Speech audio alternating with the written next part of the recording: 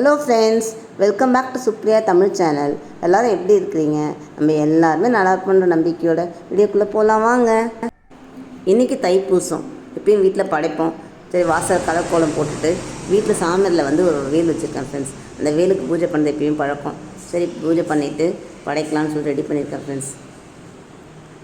முதல் நாளே பார்த்தீங்கன்னா விளக்கெலாம் தேய்ச்சி வச்சுட்டேன் ஃப்ரெண்ட்ஸ். புதன்கிழமை அன்றைக்கி பூஜைக்கு பார்த்தீங்கன்னா பால் பாயசம் ரெடி பண்ணி வச்சுருக்கேன் ஃப்ரெண்ட்ஸ். சரி, காலையிலே படைச்சிட்டா அதுக்கப்புறம் கோயிலுக்கு போகலாம். எங்கள் ஏரியாவில் ஒரு பெரிய முருகன் கோயில் இருக்குது ஃப்ரெண்ட்ஸ்.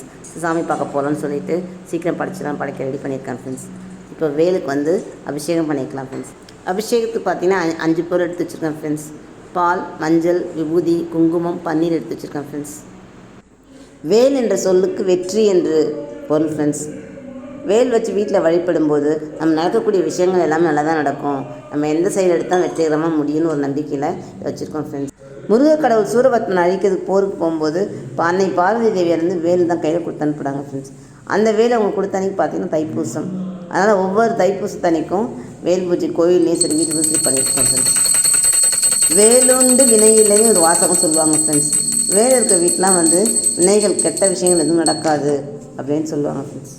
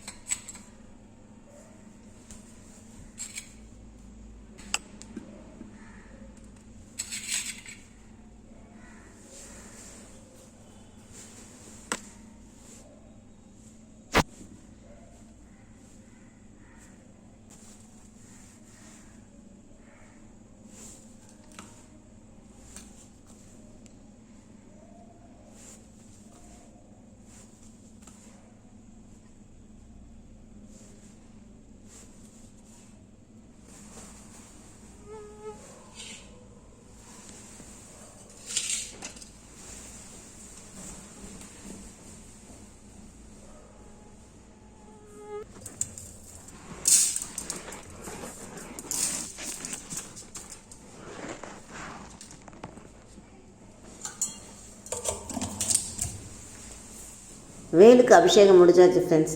இப்போது மஞ்சள் பொட்டு குங்குமம் பொட்டு வச்சுட்டு கீழே ஒரு பித்தளை தட்டு வச்சு அதை அரிசி கொஞ்சம் பரப்பி வச்சுட்டு வேலை பிரதிஷ்டை பண்ணிட்டேன் ஃப்ரெண்ட்ஸ். பூ அலங்காரமும் பண்ணிட்டேன் ஃப்ரெண்ட்ஸ். 6 பூ வச்சுருக்கேன் ஃப்ரெண்ட்ஸ். 3 சாமந்தியும் 3 ரோஸும். எப்பயுமே முருகப்பெருமானுக்கு வந்து சிகப்பு மலர்கள் தான் உகந்த மலர்கள்னு சொல்லுவாங்க. அதனால் சிகப்பு கலர் ரோஸும் 3 சாமந்தி வச்சுருக்கேன் ஃப்ரெண்ட்ஸ்.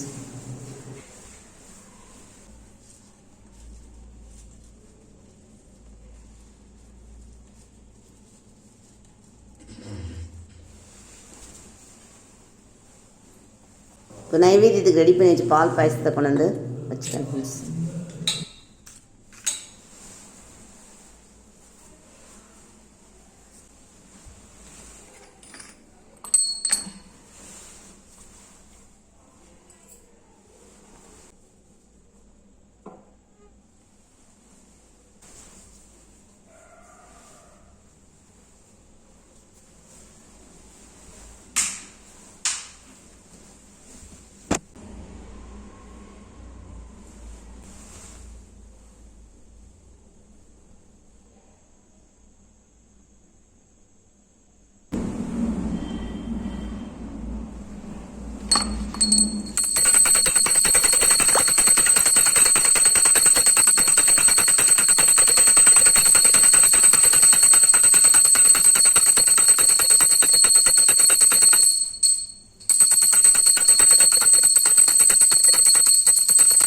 எப்பயுமே சூடை ஏற்றும் போது வீட்டு வாசலில் தோட்டத்தையும் காமிப்பேன் ஃப்ரெண்ட்ஸ்.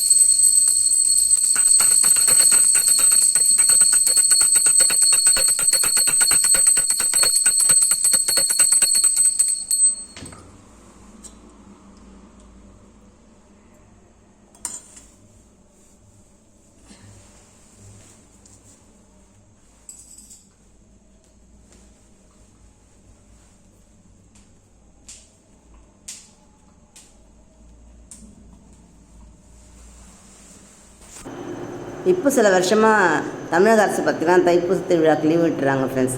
அது கொஞ்சம் நல்லா தான் இருக்குது. வீட்டில் படிச்சுட்டு சரி கோயிலுக்கு போகலான்றது கரெக்டாக இருக்குது.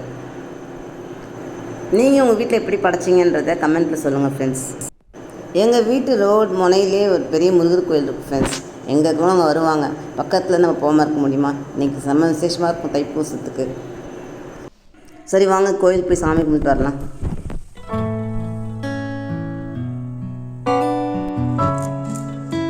கோயிலுக்கு கிளம்பிட்டேன் ஃப்ரெண்ட்ஸ்.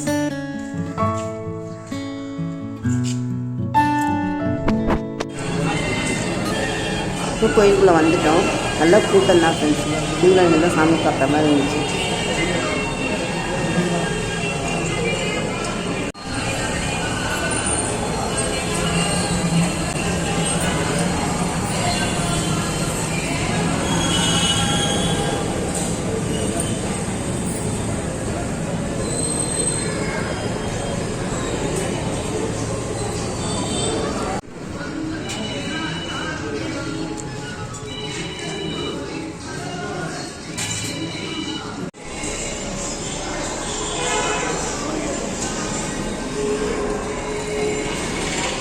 இந்த கோயில் பார்த்திங்கன்னா சுப்பிரமணியர் கோயில் தான்.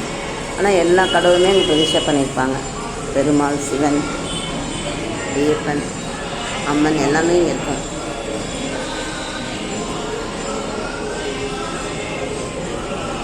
இந்த நேரத்தில் உங்கள் எல்லாருக்கும் சேர்த்து நான் ப்ரே பண்ணிக்கிறேன் ஃப்ரெண்ட்ஸ்.